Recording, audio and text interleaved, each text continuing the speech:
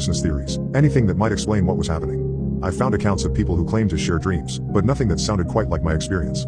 The next night, he was waiting for me in what looked like a coffee shop. "You were researching me," he said, stirring a cup that appeared to be empty. "Researching sleep disorders," I corrected. "Same thing, isn't it? I am your sleep disorder," he laughed, but there was no humor in it. "Or maybe you're mine. What do you want from me?" "I want to meet you properly. Face to face." "We are meeting." He shook his head. "This isn't real enough.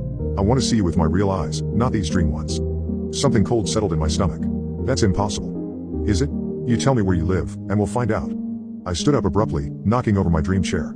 "No, Rebecca, don't be afraid. We're practically friends already." I tried to wake myself up, using the techniques I'd learned over the years, pinching myself, trying to read text, looking for inconsistencies. Nothing worked. I was trapped in the dream until it decided to end. "I'll ask again tomorrow night," he said pleasantly. And the night after that. I'm very patient. True to his word, he asked about my address in every subsequent dream. Sometimes casually, worked into normal conversation.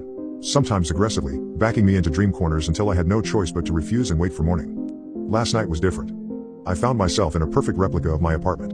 Every detail was exact, the water stain on my bathroom ceiling, the books on my nightstand, even the specific way my curtains hung slightly crooked. He was sitting on my couch, completely at home.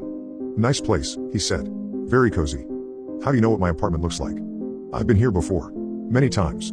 He gestured around the room. "Though usually you're asleep in the bedroom when I visit." My blood turned to ice. "That's impossible." "Is it? You're a very heavy sleeper, Rebecca. Especially on weeknights when you take that melatonin."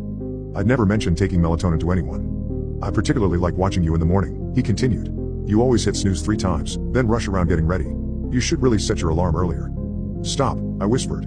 "You talk in your sleep sometimes. Did you know that? Usually just mumbles, but sometimes you say my name." "I don't know your name." He smiled wider than any human mouth should be able to stretch. "Yes, you do. You've always known it. Say it." And somehow, impossibly, I did know it. The name was right there in my mind, as familiar as my own. "David," I heard myself say. "That's right. Now, Rebecca, I need you to tell me your address." "I already know it, of course, but I need you to say it. It's important." "Why?" "Because invitation matters. Permission matters. I can't really visit unless you invite me." In the dream, I felt my mouth opening, felt the words forming. My address, spoken in my own voice, giving him exactly what he wanted. I woke up screaming. It's been 16 hours since that dream, and I haven't slept since. I've checked every lock, every window. I've called in sick to work. I even considered going to a hotel, but what if I dream of him there? What if it doesn't matter where I am? The sun is setting now, and I can feel exhaustion creeping in despite the coffee I've been drinking all day. My eyelids are getting heavy. I'm terrified to fall asleep, but I can't stay awake forever. And the worst part? I keep catching myself looking out the window, checking the street below my apartment. Because part of me, despite everything, wants to see if he's real. Part of me wants to know if David is finally coming to visit.